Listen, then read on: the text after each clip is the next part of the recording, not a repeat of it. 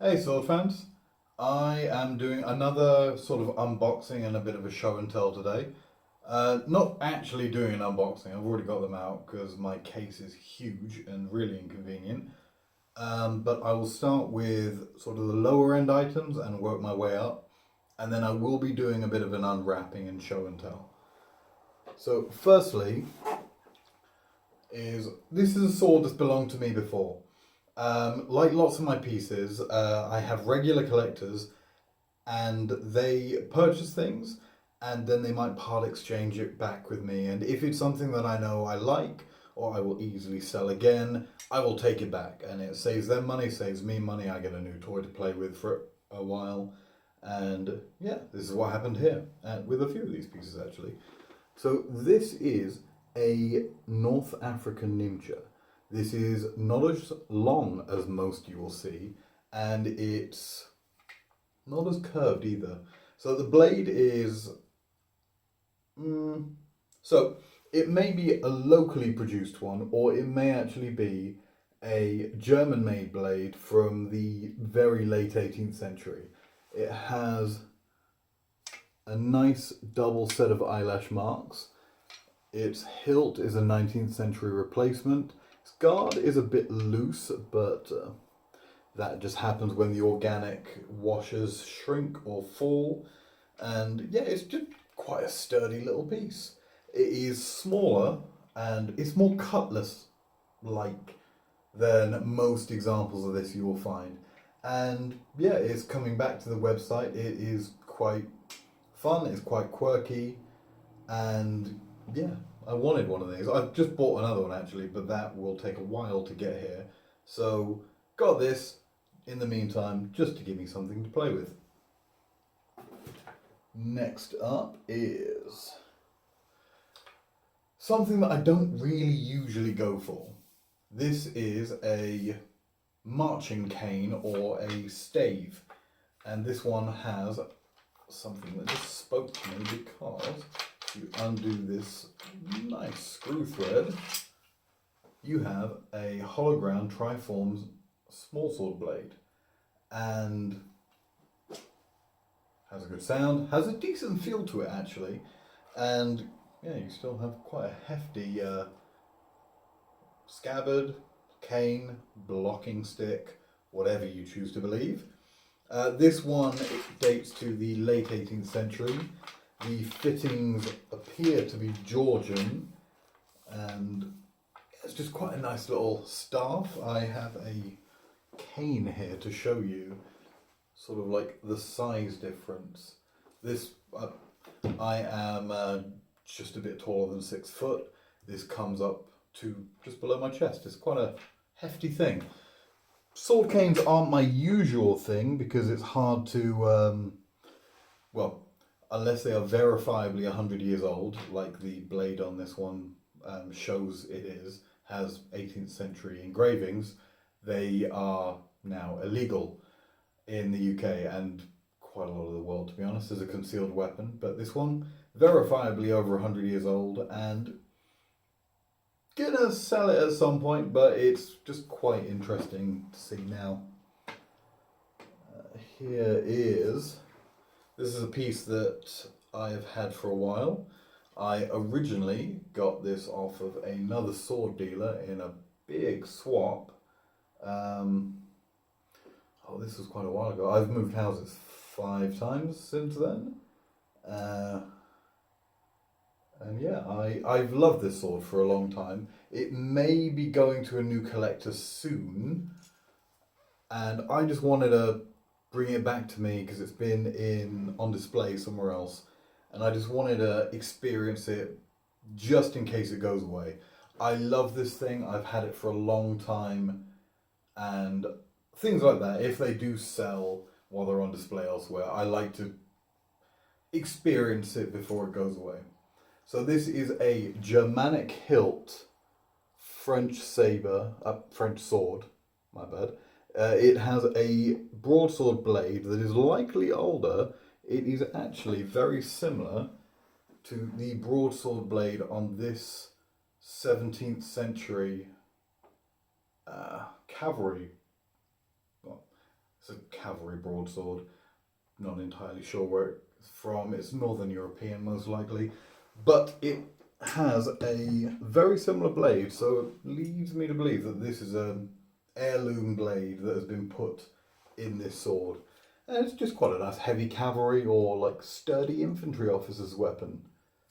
So that may be leaving me soon, but going to enjoy it while it's still mine.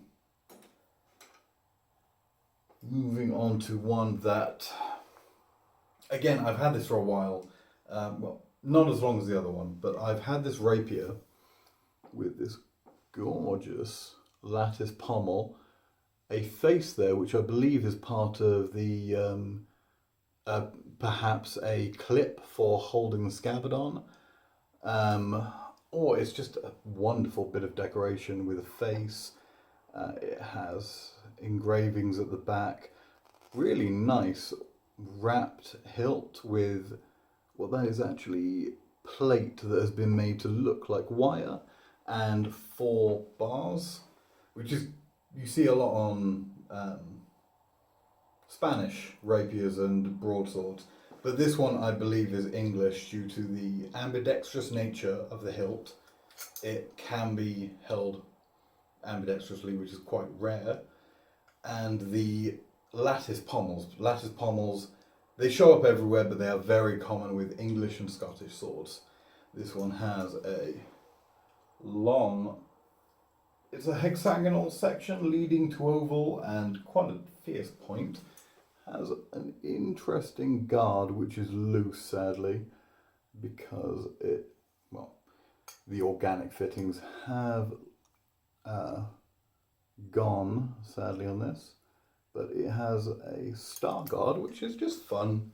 This one I have had for a while. I have my eyes on another rapier, and I may just throw this in an auction unless someone takes it off my hands, because the new rapier is wonderful and I don't want to lose out on it.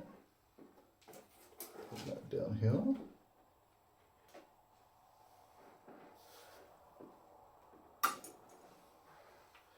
This one is getting a video of its own. It is a rather wonderful piece.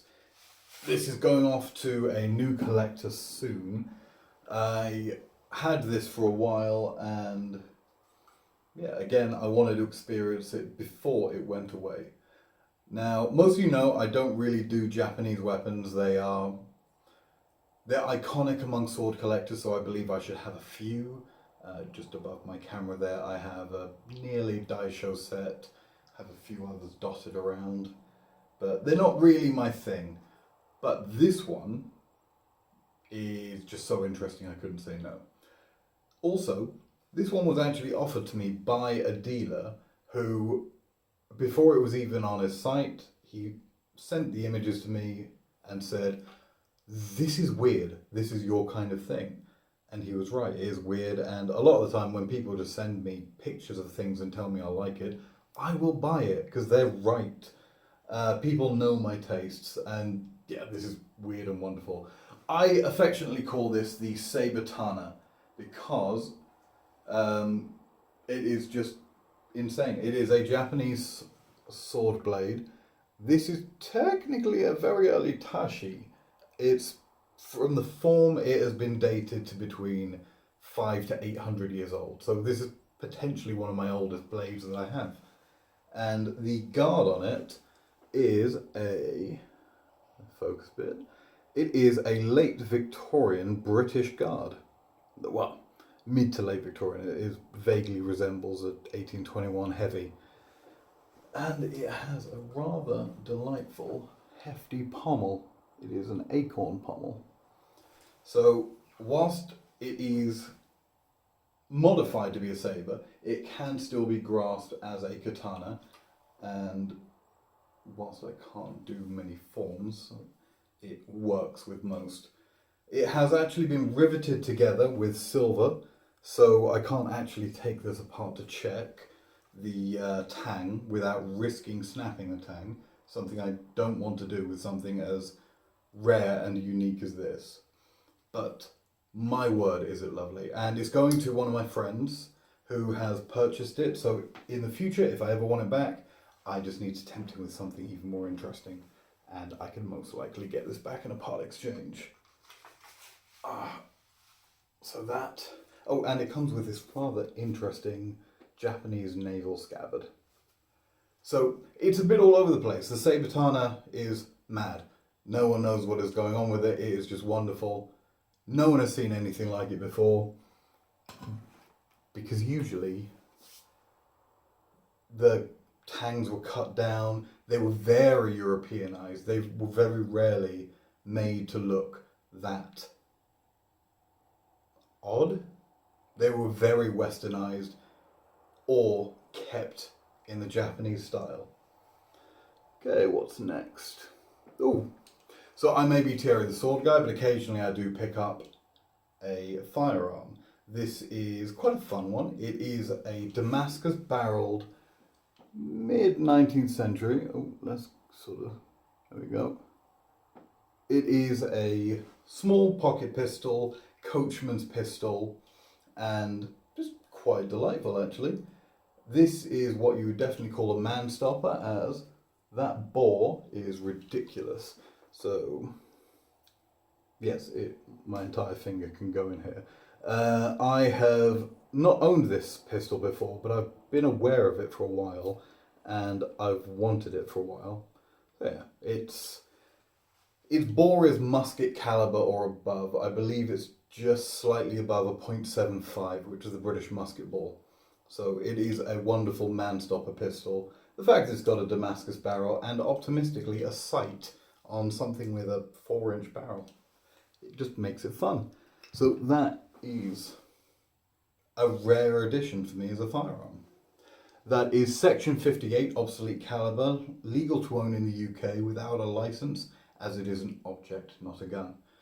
And yeah, like with all my the firearms that I display on my website, they are all legal to own without any paperwork, as they are just things to put on the wall.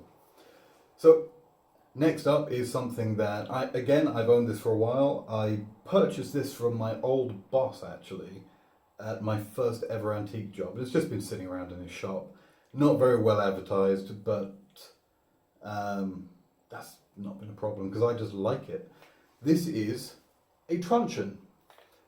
Most likely mid-Victorian. It does have some vague proof marks, but they are not very legible because it's been painted over heavily. But I believe that this is original Japanning and paint, so I don't want to mess with that. The best thing about this truncheon is that it is a gun barrel, and you're not really meant to dry fire percussion cap weapons, but this piece works like that. And I'm going to do this once and once only. Honestly, just how cool is that?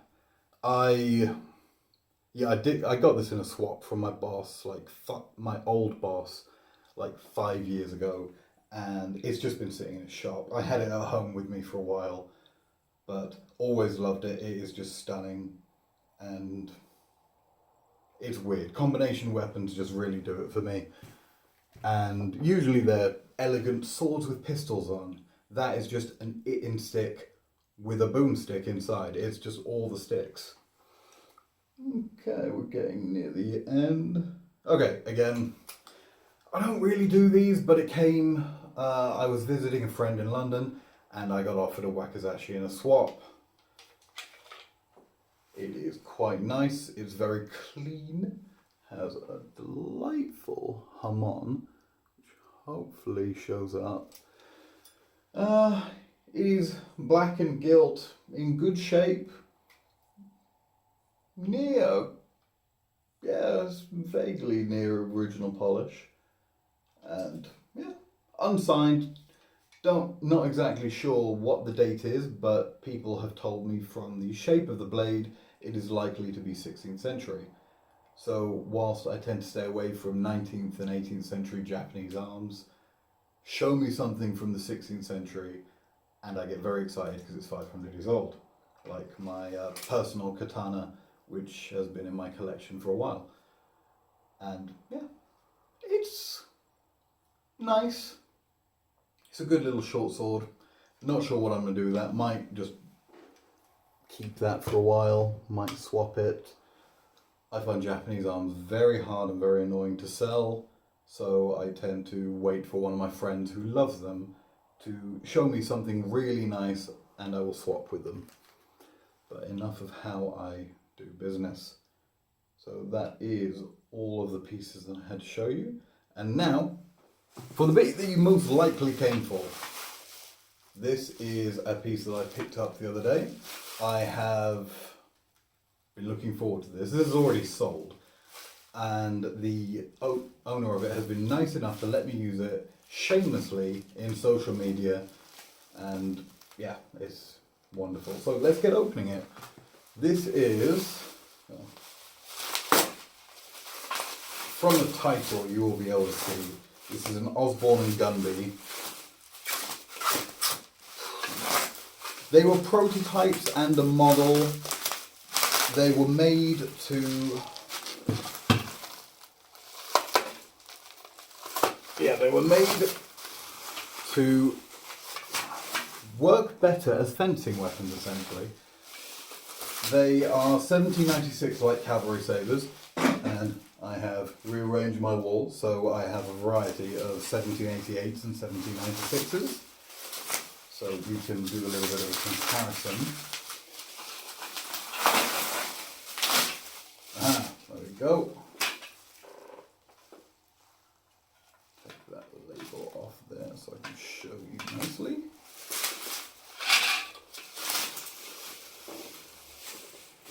So I have owned 3 of these, and this is not, it's the second best one I've owned. God. You know what, some days I will actually be a professional, and this will not look very amateur. So this is the second best one I've owned. The first best one I have owned was a nearly mint condition one. Well, I'm not going to say worse, these are incredibly rare swords.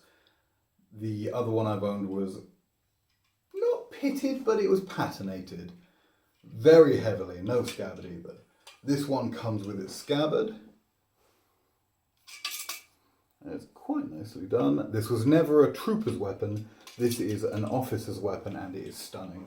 So, let us compare it. Very similar to this officer's sword by Brunn. Yeah, the curvature on this one is very different. It's quite similar to some of these, but the thing that makes the Osborn and Gunby Cavalry Officer Sabre, the famous Osborn and Gunby, is that. And all of you will know I am a sucker for a clipped point. Anyone should be a sucker for a clip point. These are stunning. These clip points very rarely show up in swords of the late 18th and 19th century. They are more common in Italian weapons, and that makes sense because these are essentially a storter or falchion blade. And my word, is this wonderful. The Osborn and Gunbys have a double fuller, one wide, one thin. They end with a hefty clipped back point. This one is nicely marked, Osborn and Gunby to the rear. Let's see if I can get that in. And sadly, there is some damage to the hilt, but honestly, this is a spectacular example. They are very hard to find with a scabbard, and it is just a privilege to have owned 3 of these. And it is quite nice that I have got this and I've already moved it on to a new owner who will absolutely love this. And I'm so excited. I'm going to be delivering it personally just so I can see the look on their face. A little bit, yeah. There we go. Let's try and be a bit professional about this. So this is the Osborn and Gunby Sabre. So it was designed to be slightly straighter and you can stab on point, you can slash. It honestly feels amazing in the hand. And I don't see why these weren't adopted more. As you can see from this one, that one as well, and to a lesser extent that one. The straighter bladed swords were used, but they were personal choice. This run of Officer Swords by Osborn and Gunby, as well as being rare, they are definitely one of the best swords of the Georgian period, in my opinion. And yeah, it is a privilege to have owned 3 and handled, I think, 3 more. They are honestly that rare. And yeah, I hope you enjoyed this video.